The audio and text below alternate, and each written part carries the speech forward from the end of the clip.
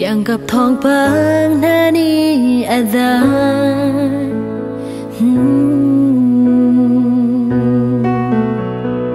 đốt na liêm xe rem ta cầu lại mô cây lòng cờ ta khi lưng ăn hoa cờ mô căn na cắt gian cắt xi ninh lê cắt dây dòng tê căn bẹt đêm nô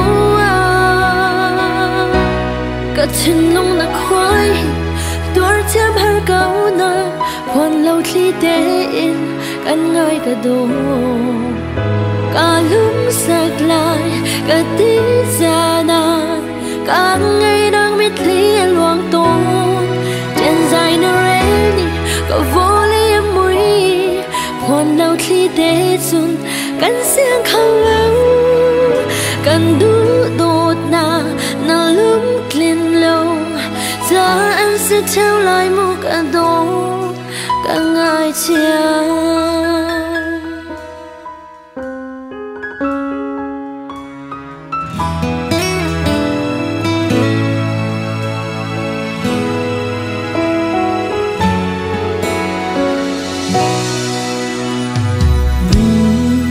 khoa har cây lòng nhìn xuân càng cặp thong bang nani ada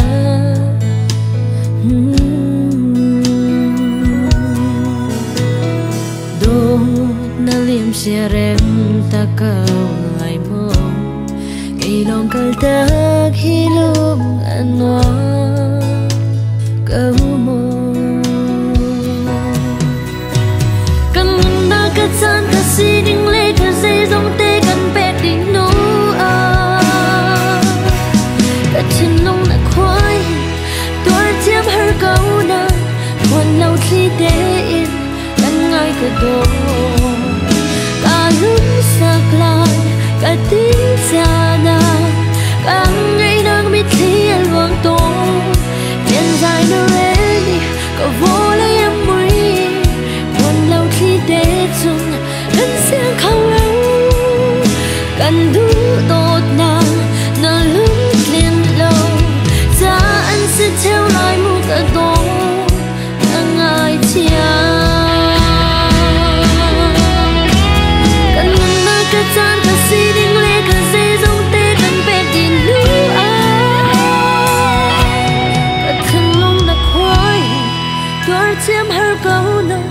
quan lâu khi tê in căn ngay cả đồ cả lúc sạc lại cả tí ra na cả ngày đang biết khi loang tôn trên dài nơi rê cả vô lấy em mũi quan lâu khi tê xuân căn xiang không lấy căn đủ đột na na lúc lên lâu giá anh sẽ theo lời một cả đồ cả ngày chiều căn đủ đột na na lúc lên lâu giá anh sẽ theo lời một cả ngày chiều